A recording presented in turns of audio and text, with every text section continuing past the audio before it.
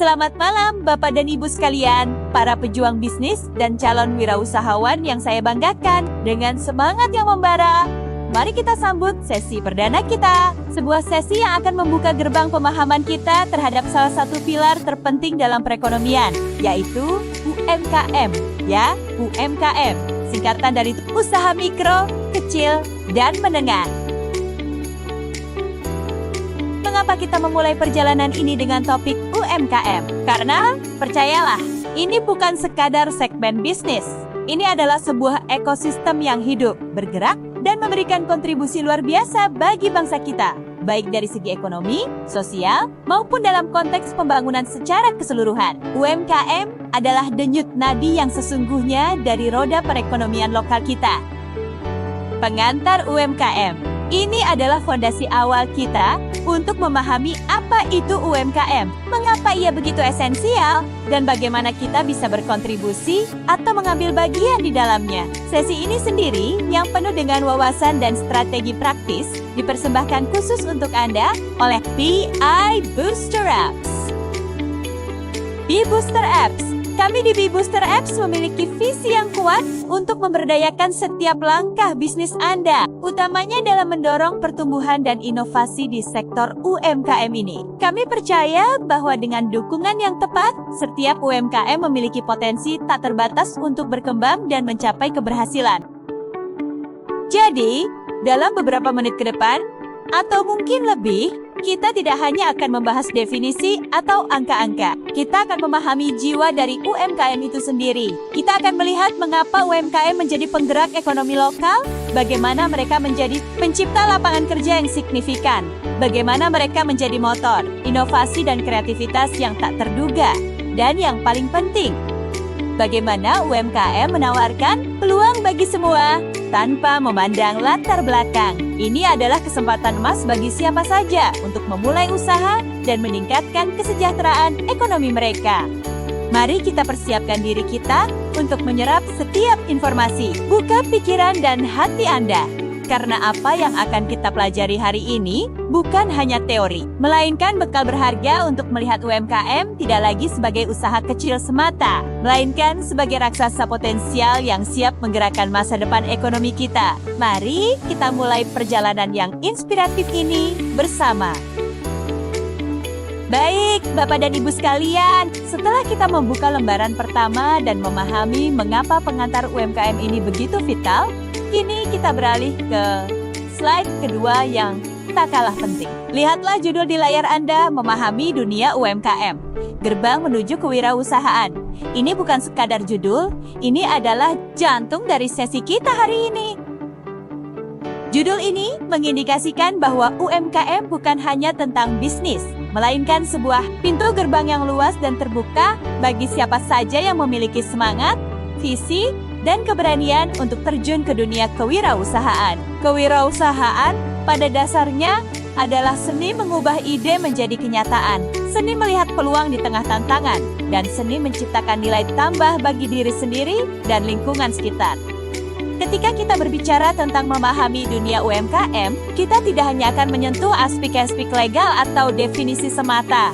Lebih dari itu, kita akan mencoba menyelami esensi dari UMKM. Kita akan menggali mengapa jutaan orang memilih jalur ini, apa yang membuat mereka gigih bertahan, dan bagaimana UMKM secara kolektif membentuk lanskap ekonomi yang dinamis dan berdaya tahan. Ini adalah tentang memahami mindset di balik para pelaku UMKM, tentang semangat pantang menyerah, dan kemampuan mereka beradaptasi dengan segala kondisi. Kita akan melihat bagaimana UMKM dengan segala skala dan jenisnya menjadi laboratorium bagi inovasi, tempat di mana ide segar diuji coba, dan tempat di mana produk serta layanan lahir untuk memenuhi kebutuhan masyarakat lokal hingga global. Ini adalah tentang kekuatan skala kecil yang mampu memberikan dampak besar. Jadi, bersiaplah.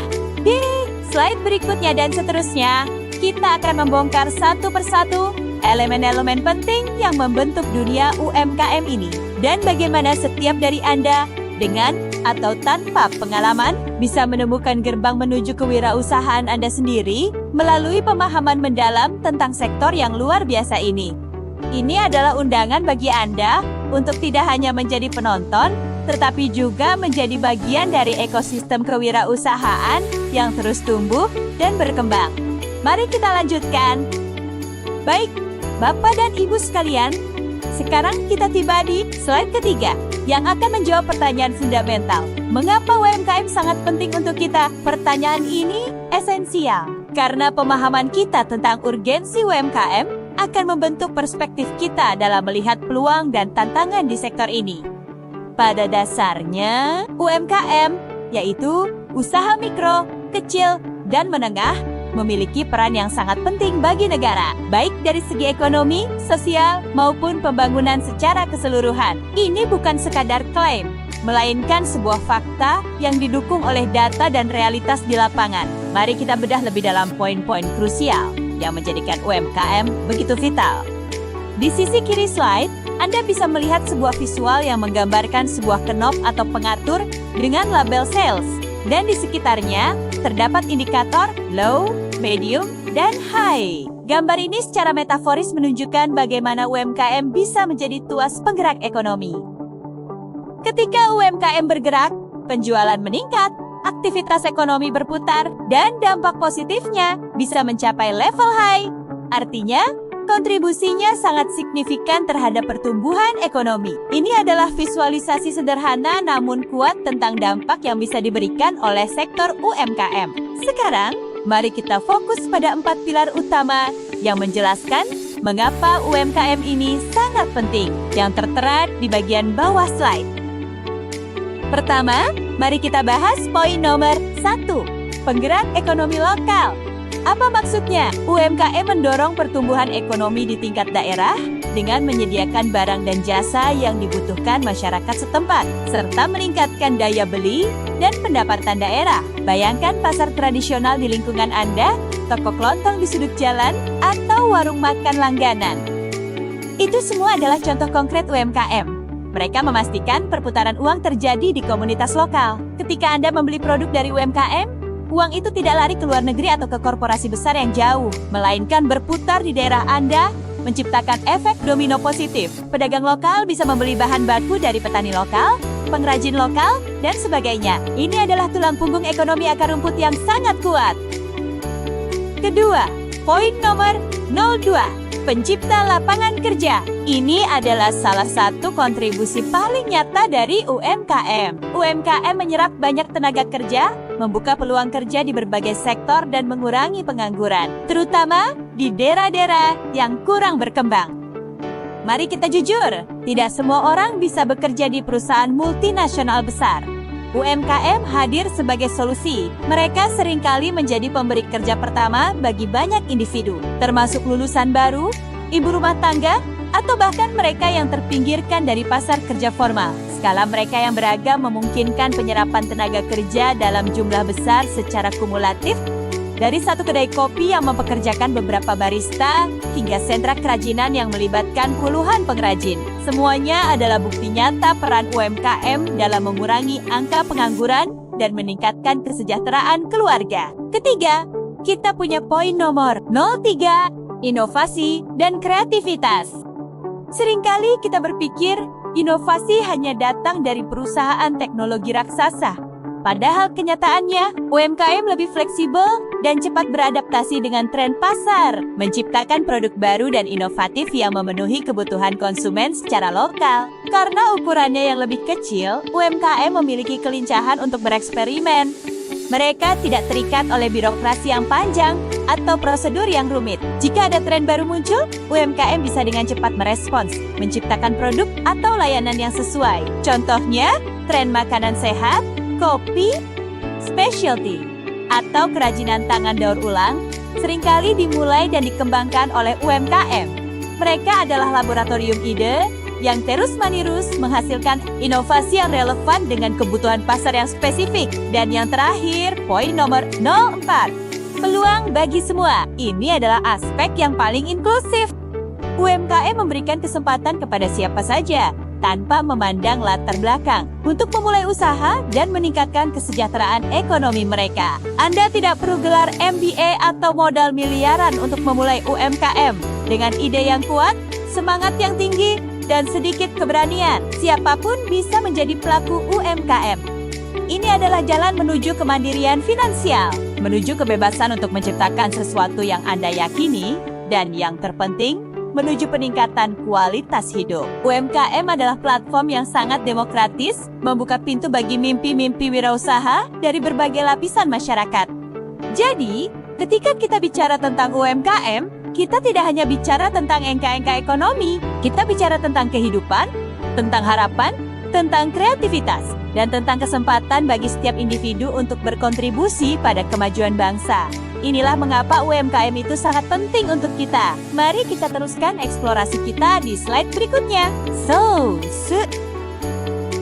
Baik, Bapak dan Ibu sekalian, setelah kita memahami betapa krusialnya peran UMKM dalam perekonomian dan pembangunan bangsa, sekarang kita beranjak ke pertanyaan yang paling mendasar, namun seringkali memiliki berbagai interpretasi. Apa itu UMKM? Lihatlah pada layar Anda. Anda akan melihat sebuah visual yang sangat menarik dan menggambarkan suasana yang akrab bagi kita semua. Sebuah pasar yang ramai. Di sana, kita bisa melihat berbagai interaksi, aktivitas jual beli, orang-orang yang berbelanja, dan tentu saja para pedagang yang menjajakan dagangannya. Ini adalah representasi visual yang kuat dari aktivitas ekonomi di tingkat akar rumput. Pasar seperti ini, dengan segala hiruk-pikuknya, adalah cerminan nyata dari ekosistem UMKM yang hidup dan bernapas setiap hari di sekitar kita. Setiap kios kecil, setiap pedagang kaki lima, setiap toko yang menjual produk lokal bisa jadi merupakan bagian dari UMKM. Mereka adalah individu atau kelompok yang berinteraksi langsung dengan konsumen, menyediakan barang dan jasa yang dibutuhkan masyarakat luas. Gambar ini dengan latar belakang yang terlihat seperti pasar di Asia Tenggara, mungkin di Thailand, melihat aksara yang ada, mengingatkan kita bahwa fenomena UMKM ini bersifat universal. Dimanapun Anda berada, di setiap kota besar atau pelosok desa, Anda akan menemukan keberadaan UMKM yang menjadi penggerak ekonomi lokal. Mereka adalah tulang punggung komunitas, tempat di mana transaksi ekonomi terjadi secara langsung, efisien, dan seringkali dengan sentuhan personal. Pertanyaan: apa itu UMKM? Ini bukanlah sekadar menanyakan singkatan dari usaha mikro, kecil, dan menengah. Lebih dari itu, pertanyaan ini mengajak kita untuk menggali definisi hukum, karakteristik, dan klasifikasi UMKM secara lebih mendalam. Karena, untuk dapat mendukung, mengembangkan, atau bahkan memulai UMKM, kita harus memiliki pemahaman yang jelas dan seragam mengenai apa sebenarnya yang termasuk dalam kategori ini. Apakah semua usaha kecil itu UMKM? Bagaimana kita membedakan usaha mikro dari usaha kecil atau usaha kecil dari usaha menengah? Apa kriteria yang digunakan? Baik itu berdasarkan omset, aset, atau jumlah karyawan. Inilah yang akan kita bedah bersama di slide selanjutnya. Jadi, setelah melihat gambaran besar aktivitas UMKM di lapangan, mari kita selami definisi formalnya agar kita memiliki dasar yang kokoh dalam memahami dunia UMKM secara lebih spesifik dan terukur. Mari kita lanjutkan ke slide berikutnya untuk mendapatkan jawaban yang lebih konkret.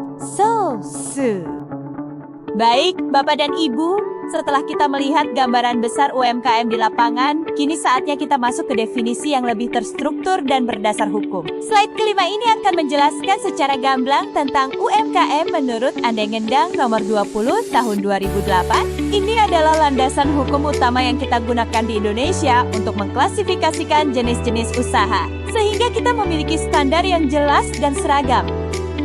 Pada dasarnya, Undang-Undang Nomor 20 Tahun 2008 ini mendefinisikan UMKM berdasarkan beberapa kriteria utama, yaitu kekayaan bersih atau aset, serta pendapatan tahunan atau omset. Mari kita selami satu persatu kategori ini. Pertama, mari kita bahas mengenai usaha mikro. Usaha mikro seperti yang bisa Anda lihat di layar adalah usaha yang dikelola oleh perorangan atau badan usaha dengan skala yang relatif kecil, baik dalam hal kekayaan, bersih, maupun pendapatan tahunan. Secara spesifik, menurut Undang-Undang Nomor 20 Tahun 2008, usaha mikro adalah usaha yang memiliki kekayaan bersih paling banyak Rp50,0 juta, tidak termasuk tanah, dan bangunan tempat usaha atau memiliki pendapatan tahunan paling banyak Rp300.300 juta rupiah. Mari kita pecah ini agar lebih mudah dipahami. Kekayaan bersih artinya total nilai aset yang dimiliki usaha setelah dikurangi kewajiban atau utang, tidak termasuk nilai tanah dan bangunan tempat usaha. Jadi, jika Anda memiliki toko kelontong dengan modal awal 20 juta rupiah dan isinya senilai 10 juta rupiah, namun Anda tidak punya ruko sendiri, masih sewa atau numpang, maka kemungkinan besar Anda masuk kategori usaha mikro jika kekayaan bersihnya di bawah 50 juta rupiah. Pendapatan tahunan omzet ini adalah total penjualan atau pendapatan kotor yang diperoleh usaha dalam 1 tahun. Jika total penjualan Anda dalam setahun tidak lebih dari Rp30 juta, maka Anda juga masuk kategori usaha mikro. Penting untuk diingat bahwa kriteria ini adalah pilihan atau artinya, jika salah satu dari kriteria kekayaan bersih atau pendapatan tahunan terpenuhi, maka usaha tersebut sudah dapat dikategorikan sebagai usaha mikro. Selanjutnya, kita bergerak ke kategori usaha kecil. Usaha kecil ini merupakan satu tingkat di atas usaha mikro. Menurut andang-andang yang sama, usaha kecil didefinisikan sebagai usaha yang memiliki kekayaan bersih lebih dari Rp50,000, 0 hingga paling banyak Rp500.000, 500 juta rupiah tidak termasuk tanah dan bangunan tempat usaha, atau memiliki pendapatan tahunan lebih dari Rp300.000 hingga paling banyak Rp2,5, 0,00, 2.500.000 juta rupiah. Mari kita perjelas lagi. Kekayaan bersih untuk masuk kategori usaha kecil, kekayaan bersihnya harus di atas 50 juta rupiah, tetapi tidak lebih dari Rp50 juta. Ingat, tanah dan bangunan tempat usaha tidak dihitung dalam kriteria ini, pendapatan tahunan omzet. Sementara untuk omzet, usaha kecil memiliki pendapatan di atas Rp30 juta hingga maksimal Rp2,5 miliar per tahun. Perhatikan batasannya. Ini adalah peningkatan signifikan dari usaha mikro, menunjukkan skala operasi yang lebih besar dan potensi pasar yang lebih luas. Dan yang terakhir, kita punya kategori usaha menengah. Ini adalah kategori tertinggi dalam UMKM usaha menengah berdasarkan Undang-Undang Nomor 20 Tahun 2008 adalah usaha yang memiliki kekayaan bersih lebih dari Rp500.000 hingga paling banyak Rp10,000, 0,00, 10 miliar rupiah tidak termasuk tanah dan bangunan tempat usaha atau memiliki pendapatan tahunan lebih dari Rp2,5, 0,00 hingga paling banyak Rp50,000, 0,00, 50 miliar rupiah. Mari kita rinci. Kekayaan bersih untuk usaha menengah. Kekayaan bersihnya di atas Rp50 juta hingga 10 miliar rupiah. Pendapatan tahunan omzet.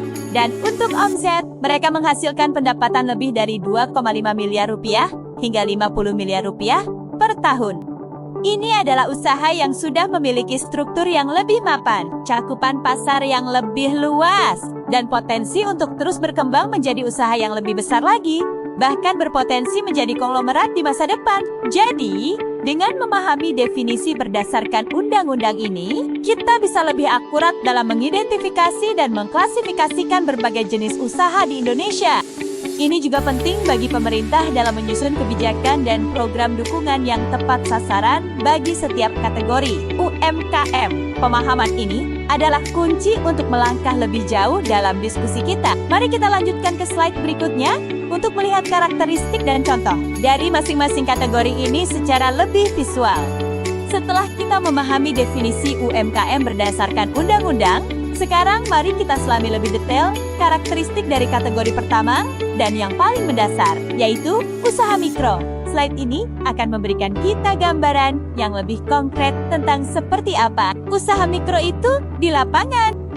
Di layar Anda terlihat sebuah gambar yang merepresentasikan suasana pasar atau area komersial dengan banyak orang yang berlalu lalang dan toko-toko di sepanjang jalan. Visual ini secara tepat menggambarkan lingkungan di mana usaha mikro sering beroperasi. Mereka adalah bagian tak terpisahkan dari denyut kehidupan masyarakat sehari-hari.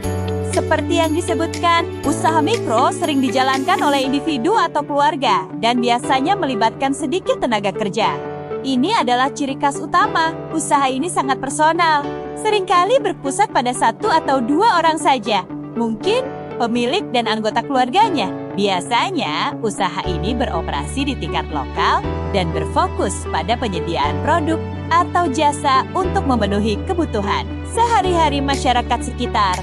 Contohnya bisa berupa warung makan di pinggir jalan, tukang pangkas rambut, penjahit rumahan, atau toko kelontong kecil di komplek perumahan Anda. Mereka ada untuk memenuhi kebutuhan dasar dan mendesak komunitasnya. Sekarang, mari kita bedah 3 karakteristik utama yang mendefinisikan usaha mikro yang tertera di bawah gambar.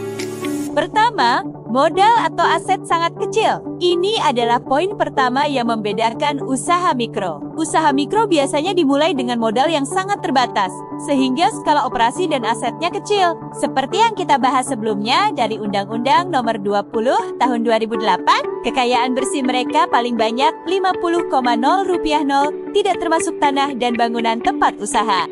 Bayangkan seorang ibu rumah tangga yang memulai bisnis kue dari dapur rumahnya dengan modal puluhan ribu rupiah untuk bahan baku. Atau seorang bapak yang membuka warung kopi sederhana dengan gerobak. Modal awal yang minim ini adalah salah satu alasan mengapa usaha mikro sangat mudah diakses oleh siapa saja yang ingin memulai berwirausaha. Meskipun dengan keterbatasan finansial, mereka mengandalkan kreativitas dan tenaga pribadi lebih dari investasi besar. Kedua, omset terbatas. Karakteristik kedua adalah mengenai pendapatan. Pendapatan tahunan dari usaha mikro cenderung tidak lebih dari Rp300.000 yang menunjukkan omset yang terbatas. Angka ini sesuai dengan batasan dari undang-undang mencerminkan skala penjualan harian atau bulanan mereka yang relatif kecil.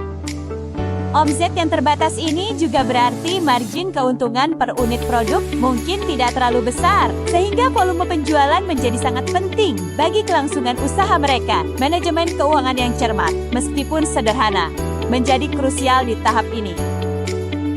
Ketiga, jumlah karyawan. Poin terakhir adalah mengenai struktur tenaga kerja. Biasanya hanya memiliki 1-5 karyawan yang seringkali merupakan anggota keluarga atau pekerja dengan keterampilan dasar. Usaha mikro ini sering dijalankan secara perorangan atau dalam bentuk usaha keluarga. Ini menunjukkan sifat kekeluargaan dan informalitas yang kental dalam operasional mereka. Sistem penggajian mungkin tidak sekompleks perusahaan besar, dan seringkali pemilik sendiri yang merangkap berbagai posisi, mulai dari produksi, pemasaran, hingga keuangan. Keterampilan yang dibutuhkan cenderung bersifat dasar, namun fokus pada pelayanan pelanggan dan kualitas produk yang konsisten menjadi kunci untuk mempertahankan loyalitas.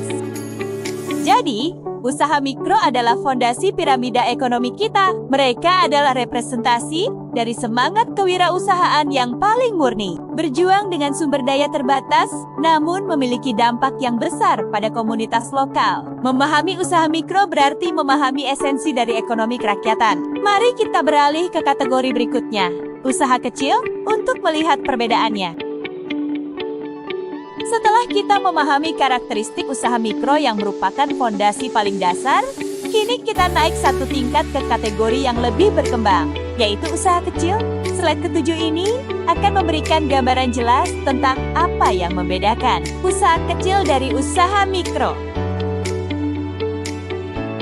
Di layar Anda, terlihat sebuah visual lorong supermarket atau toko retail modern dengan rak-rak penuh produk. Gambar ini sangat relevan karena usaha kecil seringkali memiliki jangkauan pasar yang lebih luas dan volume produk yang lebih besar dibandingkan usaha mikro.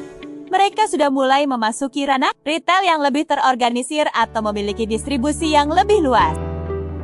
Seperti yang tertera pada slide, usaha kecil seringkali menjadi penggerak ekonomi di tingkat lokal dan berperan penting dalam menciptakan lapangan kerja, serta menyediakan produk dan layanan yang dibutuhkan masyarakat. Peran mereka semakin signifikan dalam menopang perekonomian daerah karena mereka memiliki kapasitas yang lebih besar untuk produksi dan penyerapan tenaga kerja. Mari kita selami lebih dalam 3 karakteristik utama yang mendefinisikan usaha kecil. Pertama, aset dan omset lebih besar dari mikro. Ini adalah perbedaan paling mencolok dari usaha mikro. Usaha kecil memiliki kekayaan bersih antara Rp50,000 0 hingga Rp500. LDDT 2023-2024 pendapatan tahunan antara Rp300.000 hingga Rp2,5 0,00. Ini menunjukkan bahwa modal dan omsetnya jauh lebih besar dibandingkan dengan usaha mikro. Kekayaan bersih. Jika usaha Anda memiliki aset tidak termasuk tanah dan bangunan di atas 50 juta hingga 500 juta rupiah, Anda sudah masuk kategori ini. Ini bisa berarti Anda sudah memiliki mesin produksi yang lebih canggih, inventaris barang yang lebih banyak, atau armada pengiriman sendiri. Omzet atau pendapatan tahunan dengan pendapatan yang mencapai Rp30 juta hingga 2,5 miliar rupiah per tahun. Usaha kecil sudah bermain di liga yang berbeda. Mereka bisa berupa catering skala menengah, butik pakaian dengan beberapa cabang, atau distributor lokal produk tertentu. Peningkatan omzet ini menunjukkan kemampuan produksi dan penetrasi pasar yang lebih besar. Kedua, jumlah karyawan 6-19 orang. Karakteristik berikutnya adalah jumlah tenaga kerja. Usaha kecil biasanya mempekerjakan 6 hingga 19 orang dengan struktur tenaga kerja yang lebih besar dibandingkan usaha mikro, namun masih tergolong kecil. Angka ini menunjukkan bahwa usaha kecil sudah mulai memiliki pembagian kerja yang lebih jelas. Mungkin ada manajer produksi, bagian pemasaran, atau staf administrasi.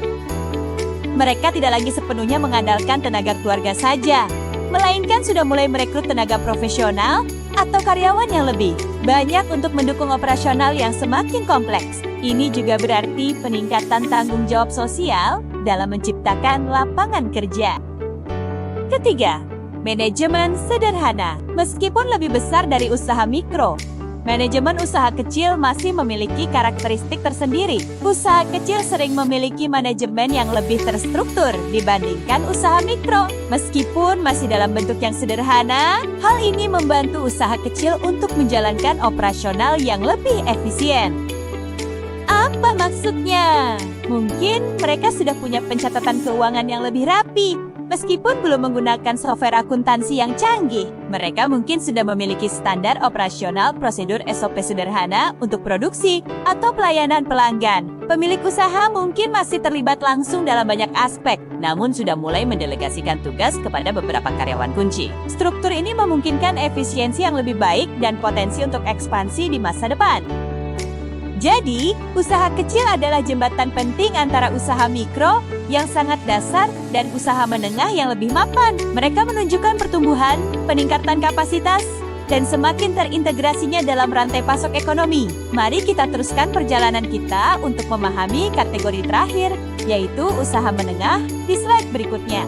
Setelah kita menjelajahi usaha mikro dan usaha kecil, kini kita tiba di puncak dari klasifikasi UMKM, yaitu usaha menengah. Slide ke-8 ini akan menunjukkan kepada kita bagaimana usaha menengah ini beroperasi pada skala yang jauh lebih besar dan memiliki struktur yang lebih kompleks. Di layar Anda, terpampang sebuah gambar kantor modern dengan berbagai ruang kerja, orang-orang yang bekerja dengan laptop, dan ada yang sedang berdiskusi. Visual ini sangat pas untuk menggambarkan lingkungan kerja usaha menengah. Mereka tidak lagi beroperasi dari rumah atau toko kecil, melainkan sudah memiliki kantor yang representatif dengan karyawan yang lebih banyak dan pembagian tugas yang lebih jelas. Ini adalah tanda dari profesionalisme dan skala yang meningkat. Mungkin ada sedikit kekeliruan pada teks di bawah judul usaha menengah di slide ini. Teks tersebut masih sama dengan deskripsi usaha mikro. Usaha mikro sering dijalankan oleh individu atau keluarga dan biasanya melibatkan sedikit tenaga kerja. Biasanya, usaha ini beroperasi di tingkat lokal dan berfokus pada penyediaan produk atau jasa untuk memenuhi kebutuhan sehari-hari masyarakat sekitar. Mohon abaikan teks tersebut karena deskripsi tersebut sebenarnya merujuk pada usaha mikro, bukan usaha menengah. Mari kita fokus pada karakteristik yang benar untuk usaha menengah yang tertera di bagian bawah.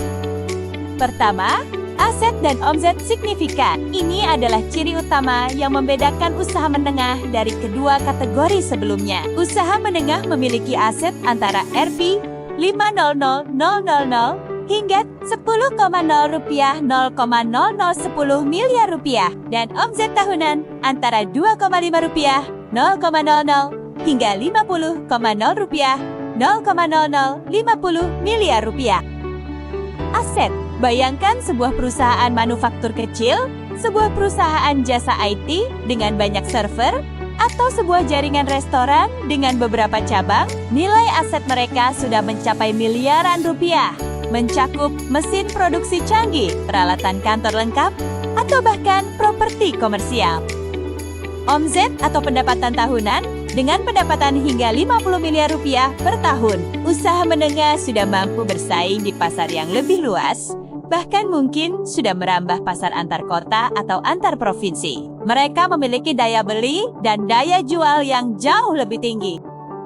Kedua, jumlah karyawan 20-99 orang. Karakteristik berikutnya adalah skala tenaga kerja. Usaha menengah biasanya mempekerjakan 20 hingga 99 orang yang menunjukkan organisasi yang lebih kompleks dibandingkan usaha kecil dan mikro. Pada tahap ini, usaha menengah sudah memiliki struktur organisasi yang lebih formal. Ada departemen-departemen spesifik seperti keuangan, pemasaran, operasional, dan sumber daya manusia.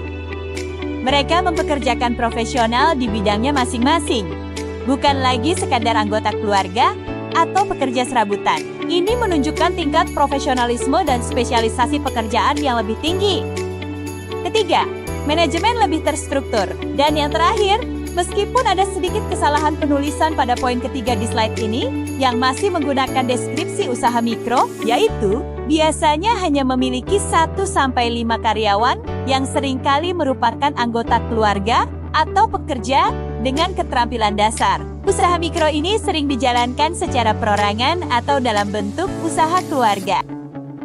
Manajemen pada usaha menengah sudah mengadopsi praktik-praktik bisnis yang lebih formal. Mereka mungkin sudah menggunakan software akuntansi dan manajemen inventaris, memiliki SOP yang lengkap untuk setiap proses bisnis, dan melakukan perencanaan strategis jangka pendek hingga menengah. Pengambilan keputusan lebih didasarkan pada data dan analisis. Mereka juga sudah memiliki tim manajemen yang solid dan terkoordinasi dengan baik.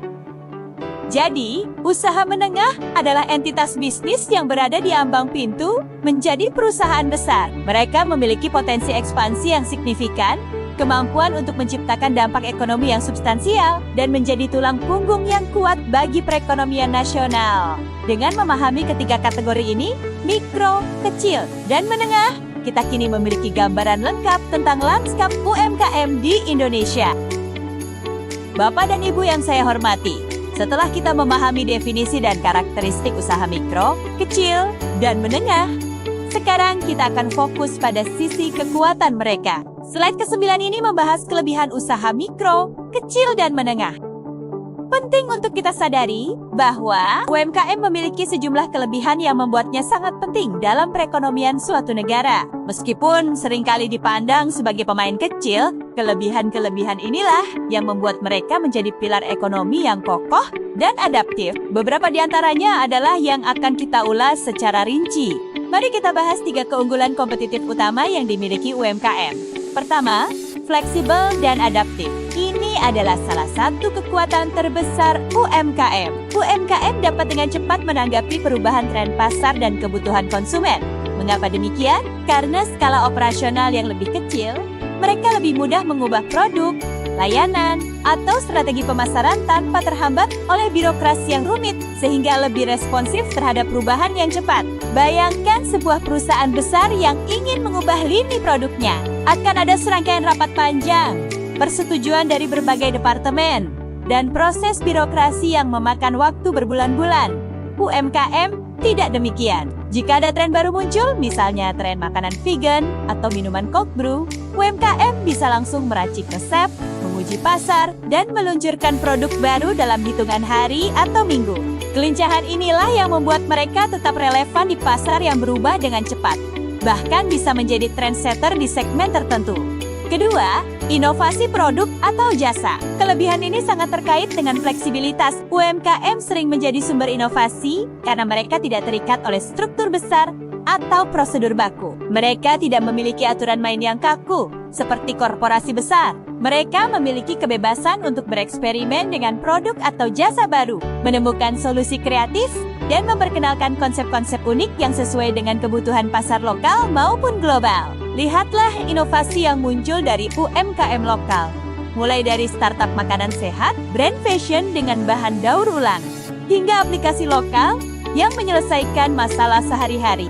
Mereka berani mencoba hal baru, berani berbeda, dan seringkali menemukan celah pasar yang tidak dilihat oleh perusahaan besar. Ini adalah bukti bahwa inovasi tidak hanya lahir dari laboratorium riset berteknologi tinggi, tetapi juga dari dapur-dapur rumahan dan garasi-garasi sederhana. Ketiga, dekat dengan konsumen. Ini adalah keunggulan personal yang tak ternilai. UMKM biasanya beroperasi di tingkat lokal dan memiliki hubungan yang lebih dekat dengan konsumen. Karena interaksi yang sering dan langsung, mereka mengenal pelanggan mereka secara personal. Mereka dapat dengan mudah mendengarkan umpan balik pelanggan dan menyesuaikan produk atau layanan sesuai dengan keinginan dan kebutuhan mereka. Pernahkah Anda pergi ke warung kopi langganan dan pemiliknya sudah tahu pesanan favorit Anda? Atau ke toko pakaian yang pemiliknya bisa merekomendasikan gaya yang cocok untuk Anda? Itulah kekuatan kedekatan UMKM. Hubungan langsung ini memungkinkan mereka memberikan pelayanan yang sangat personal, membangun loyalitas pelanggan yang kuat,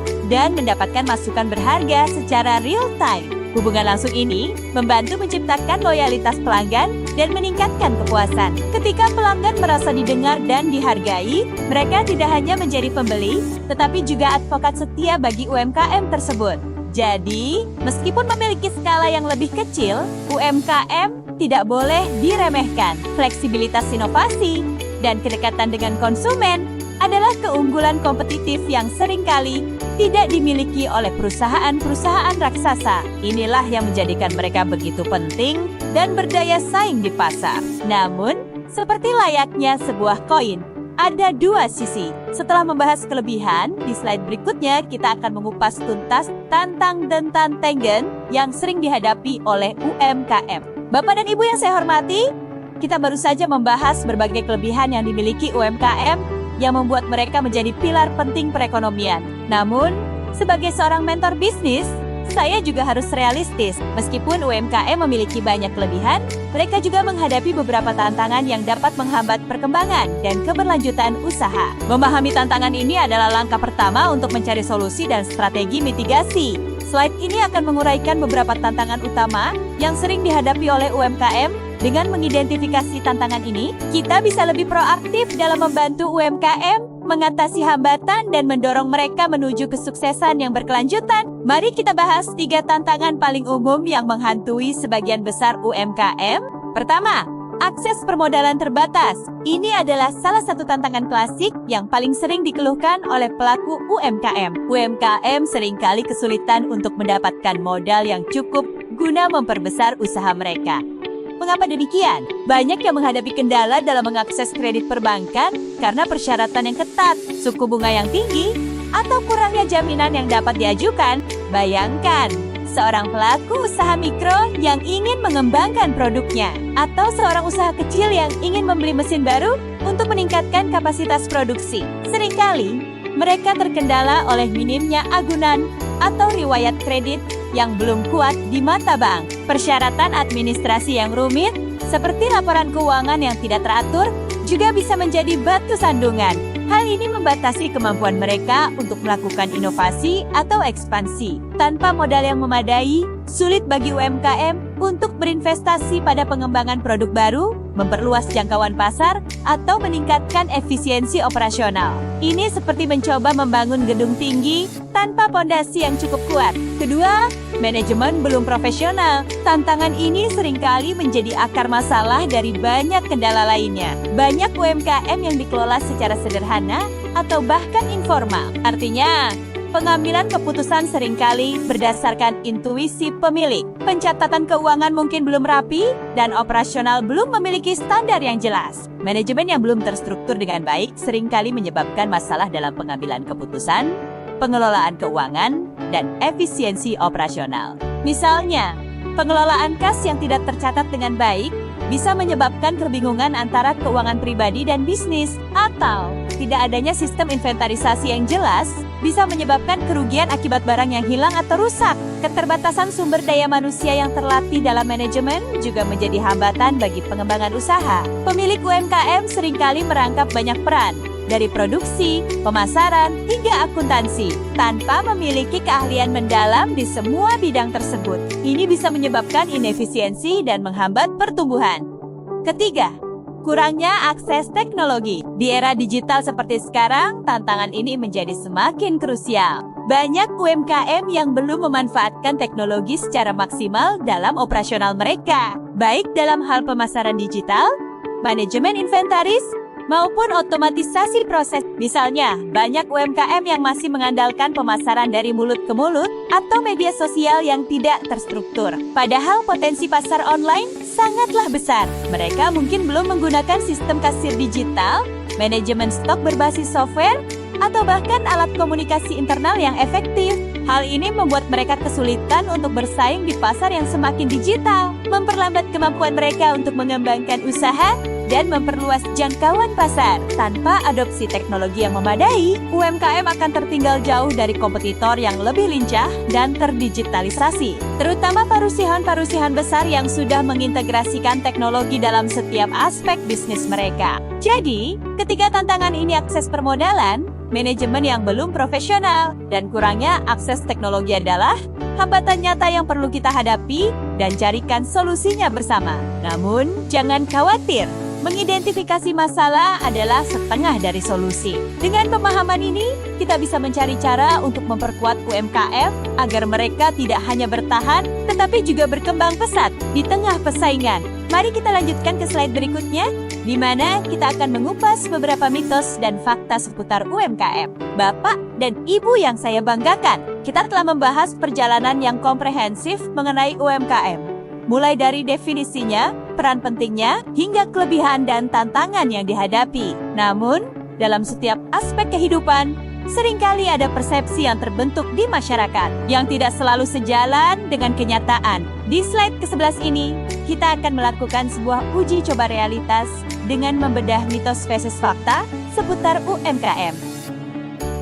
Di layar Anda bisa melihat visual seorang anak laki-laki dan seorang anak perempuan yang seolah sedang mendengarkan atau berpikir. Gambar ini secara metaforis menggambarkan bagaimana kita semua, baik yang muda maupun yang berpengalaman, memiliki persepsi atau keyakinan tertentu. Penting bagi kita untuk tidak hanya menerima informasi, tetapi juga mempertanyakan dan memverifikasi kebenarannya. Judul mitos versus fakta di tengah layar menandakan bahwa kita akan menyandingkan pandangan umum yang mungkin keliru dengan data dan realitas yang sebenarnya. Ini adalah bagian krusial dalam memahami UMKM secara utuh. Karena mitos-mitos yang beredar bisa menjadi penghambat bagi orang-orang untuk melihat potensi sejati dari sektor ini, atau bahkan membuat pelaku UMKM sendiri merasa inferior. Beberapa mitos yang sering kita dengar adalah bahwa UMKM itu hanya usaha kecil-kecilan atau sulit bersaing dengan perusahaan besar.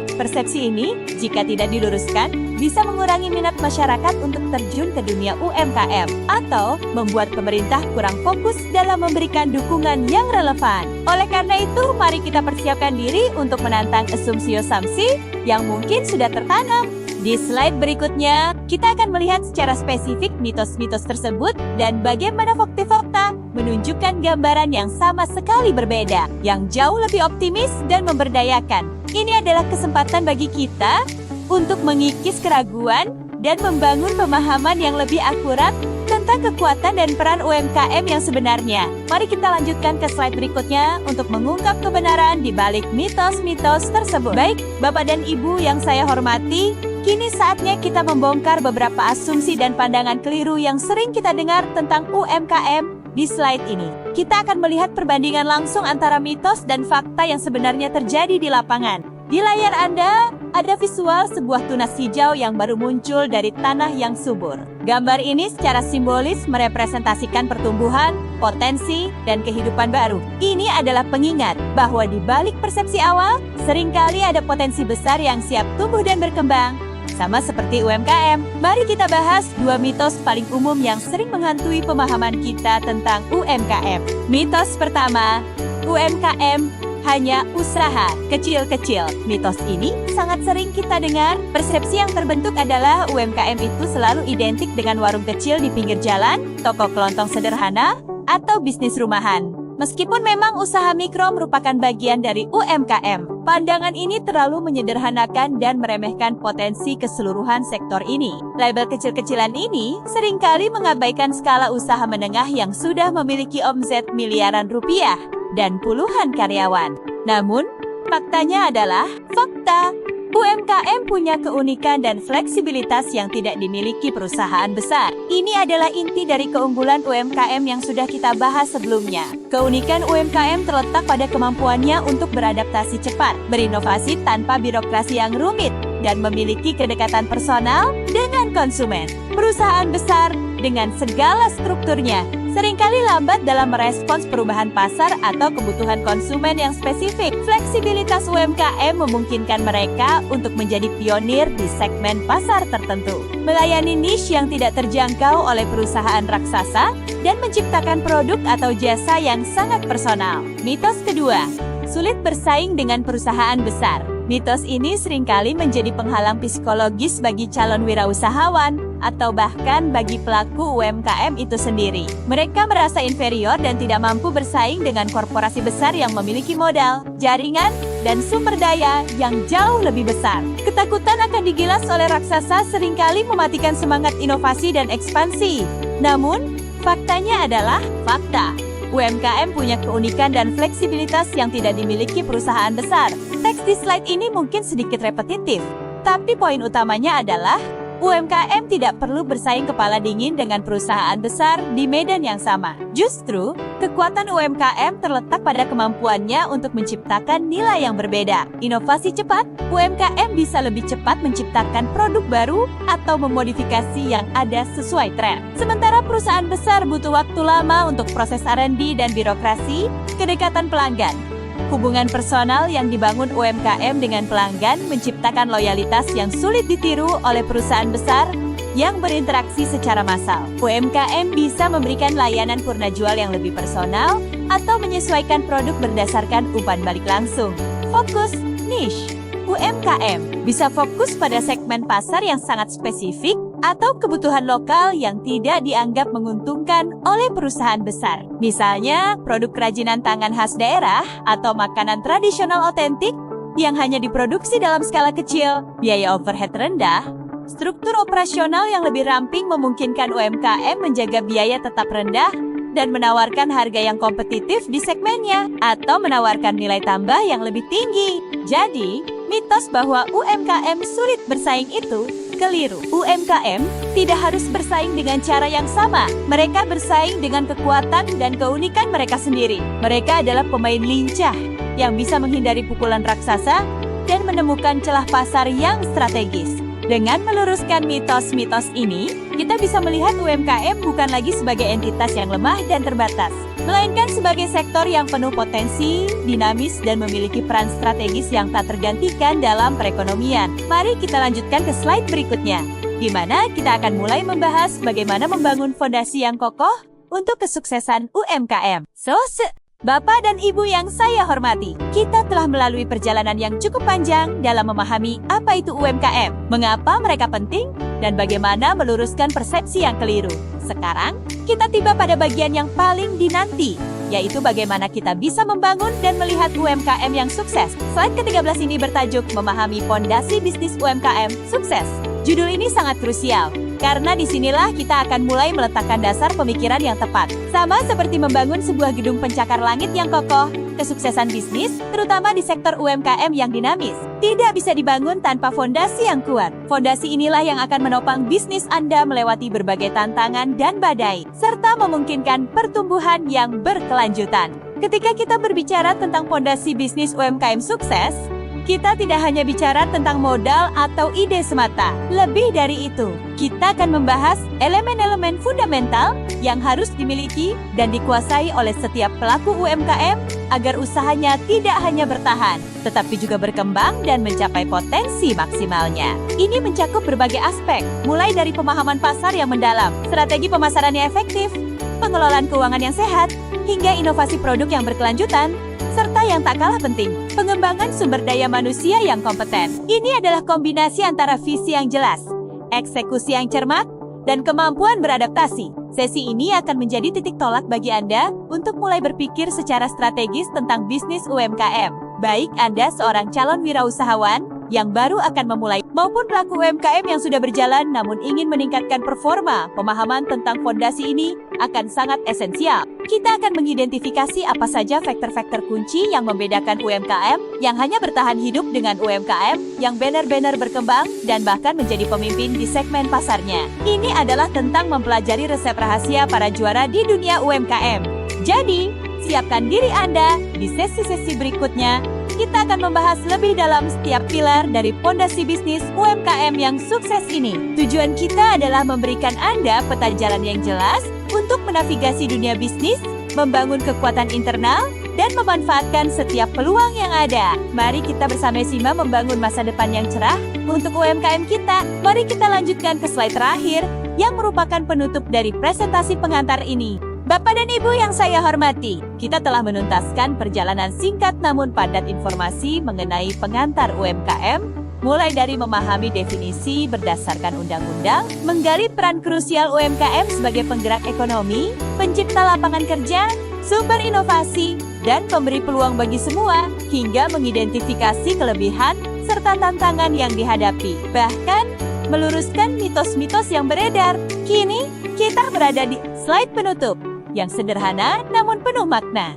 Terima kasih. Di bawah ucapan terima kasih ini, Anda bisa melihat logo Powered by BI Booster App. Ini adalah pengingat bahwa sesi ini dan seluruh upaya untuk memberdayakan UMKM didukung penuh oleh BI Booster Apps. Kami berkomitmen untuk terus menyediakan alat dan wawasan yang dapat memacu pertumbuhan bisnis Anda, membantu Anda mengatasi tantangan, dan meraih setiap peluang yang ada di depan mata. Kami percaya bahwa dengan dukungan yang tepat, setiap UMKM memiliki potensi tak terbatas untuk berkembang dan mencapai kesuksesan. Saya berharap sesi pengantar ini telah memberikan Anda pemahaman yang lebih komprehensif dan perspektif baru tentang betapa pentingnya sektor UMKM. Semoga apa yang telah kita diskusikan hari ini menjadi fondasi yang kokoh bagi Anda, baik sebagai calon wirausahawan, pelaku UMKM yang sudah berjalan, maupun individu yang peduli terhadap perkembangan ekonomi bangsa. Ingatlah, dunia UMKM itu dinamis dan penuh peluang. Dengan pemahaman yang tepat dan semangat pantang menyerah, Anda memiliki semua potensi untuk tidak hanya berpartisipasi, tetapi juga menjadi agen perubahan yang signifikan. Sekali lagi, saya mengucapkan banyak terima kasih atas perhatian dan partisipasi aktif Bapak dan Ibu sekalian. Mari kita terus belajar, bertumbuh, dan berkolaborasi untuk memajukan UMKM Indonesia. Sampai jumpa di sesi-sesi berikutnya yang akan membahas fondasi bisnis UMKM sukses secara lebih mendalam.